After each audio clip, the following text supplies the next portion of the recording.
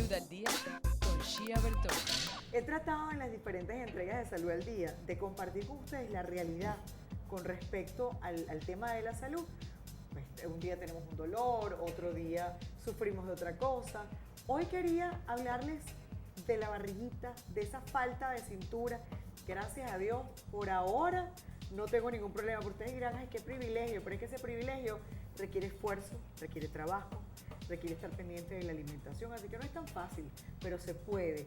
Y ese se puede lo vamos a conversar hoy con nuestro invitado especial, porque vamos a hablar del síndrome metabólico y tiene que ver con ese exceso de cinturita que seguramente usted está tratando ahorita de ocultar, con esa barriguita además que sobre todo tienen los hombres, esa barriguita que le llamamos de aquella bebida espirituosa distinta para no nombrarla.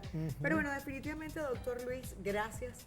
El síndrome metabólico es una enfermedad de adulto, pero que no nos vamos a desligar del niño, que yo quería tocar el tema de la obesidad y los niños, porque comienza desde pequeño.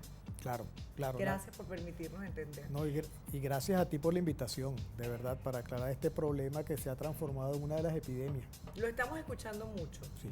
pero no sabemos qué es, cómo se manifiesta, qué ocurre. Aparte, bueno, de esta barriguita y la no cintura que estoy comentando. Claro. Con nuestros Fíjate, el televidentes. síndrome metabólico agrupa una serie de problemas en cuanto a la salud de la persona. Ejemplo, ya tú lo mencionaste perfectamente bien, uno de los problemas importantes es el aumento de la circunferencia abdominal.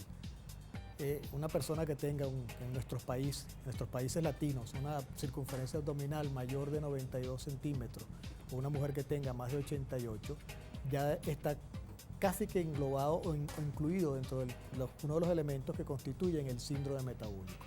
Te quiero 98 en hombre, 92 92 y 88. y 88. Ok. Eso todavía, Corriendo a medirnos la cintura y a tomar esa circunferencia ahora para ver cómo estamos. y eso está todavía en revisión porque probablemente las cifras se pongan quizás un poco más estrictas todavía, como ha pasado con todo. Sí. Recuérdate que, por ejemplo, antes se hablaba que un colesterol de 250 era excelente. Ya estamos en 200 y quizás para abajo. Igual está pasando, la tensión antes se aceptaba de 15, 14, hoy en día se está tendiendo a disminuir el tope para más bien prevenir más fácilmente y con mayor rango todas las enfermedades. Bueno, pero te decía, uno es la circunferencia abdominal, que lleva implícito, por supuesto, la obesidad como hecho subyacente. La otra cosa que tiene el síndrome metabólico es hipertensión arterial. Otra cosa que tiene el síndrome metabólico es reducción del colesterol bueno, del que se llama el HDL colesterol. El HDL colesterol. Otra de las cosas que incluye el síndrome metabólico es una cosa muy importante, que es elevación de los triglicéridos, y otra de las cosas que también se le engloban es lo que se llama la resistencia a la insulina.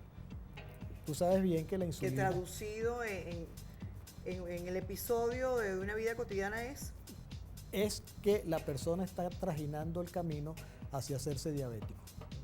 La insulina que está produciendo esa persona es una insulina que no es de buena calidad. Es una insulina que, para poder quemar el azúcar que normalmente tú manejas en tu vida diaria como ingesta de alimentos, esa insulina tiene que secretarse en mayores cantidades para poder quemar la misma cantidad que quemaría una insulina Así buena. es. ¿Ok?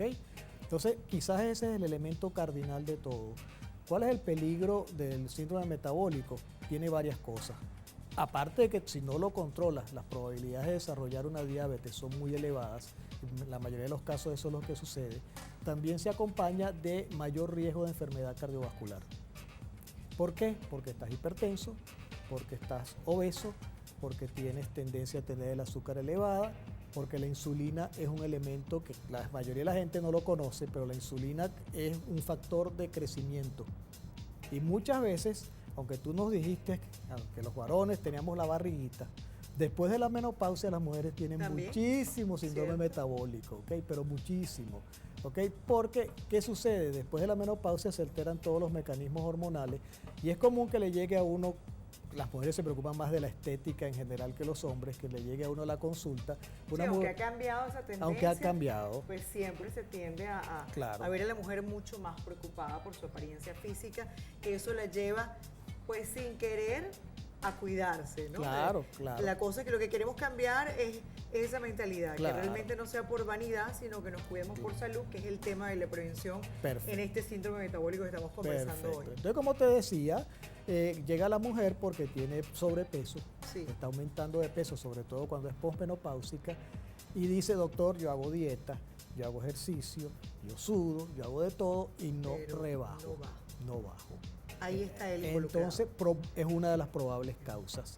¿Por qué? Porque si esa persona tiene, por ejemplo, antecedentes de haber tenido diabéticos en la familia, ¿ok? O haber nacido esa persona con un alto peso, que Bien. ya te vamos a hablar un poquito más de eso, ella tiene muchas probabilidades de tener una resistencia a la insulina. Y la insulina, como te comentaba antes, es una hormona de crecimiento. La insulina lo que te hace es que aumenta la cantidad de grasa en el abdomen, sobre todo de los adipocitos, que son malignos, que son muy malos, y eso es lo que no te permite reducir el peso a pesar de que hagas todos los esfuerzos Sí, que es que tan tú quieras, que difícil, es tan además difícil. de quitar, aunque uno de verdad tenga una disciplina enorme, pues por lo general cuesta mucho. Cuesta. Pero antes de quitarla y de hablar de qué podemos hacer, porque la Ujú. buena noticia es que sí hay cosas que podemos Que hacer. pueden ayudar. ¿Cómo nosotros llegamos acá y vamos a involucrar entonces en esta responsabilidad al niño, a esa educación que tenemos que darle y sin duda alguna el riesgo que tenemos con la obesidad en niños que ha crecido enormemente y si nos referimos a nuestros países latinoamericanos pensábamos que era de los países ya desarrollados el tema de la obesidad y resulta que está cada día más avanzado en nosotros, ¿es cierto? Es totalmente de acuerdo. Fíjate, yo tuve acceso a través de una reunión que tuvimos con las autoridades de salud del país a las últimas estadísticas que me sorprendieron por lo precisas que fueron, ¿verdad? Que son del 2008, las últimas publicadas.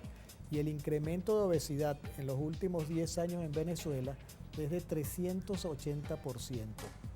O sea que nos estamos volviendo, hablando coloquialmente, un país de gorditos. De gorditos. De gorditos. Y eso no viene en los adultos, eso viene desde niñitos. ¿Por qué? Precisamente nuestros hábitos alimenticios son pésimos. Concretamente, porque el tiempo además se nos agota y ya yo tengo a todos del otro lado haciendo señas. ¿Qué logramos? O sea, sabiendo que es malo y que el tema de la obesidad está directamente relacionado con el síndrome metabólico y con las enfermedades cardiovasculares, ¿qué nos puede usted definitivamente destacar para poder hacer un cambio rotundo? Y espero tener otra oportunidad para que podamos hablar de los avances que hay en estas áreas. ¿Cómo no?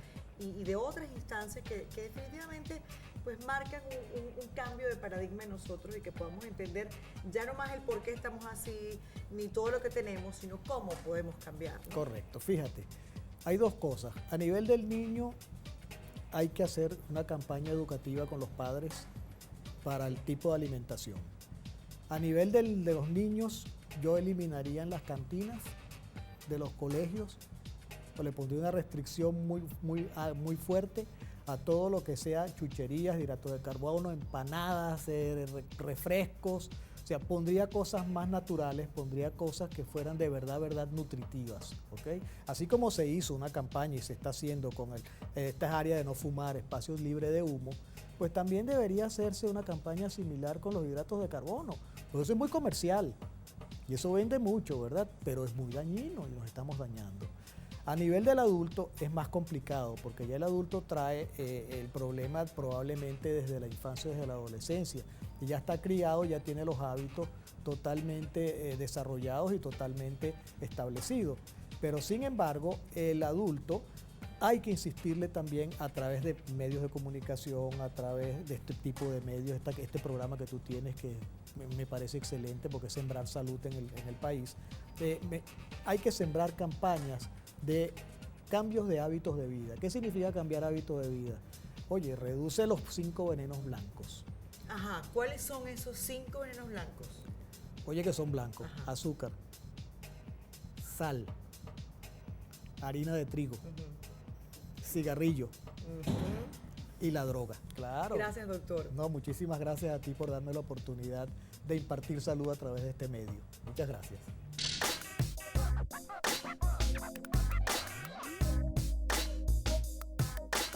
Salud al día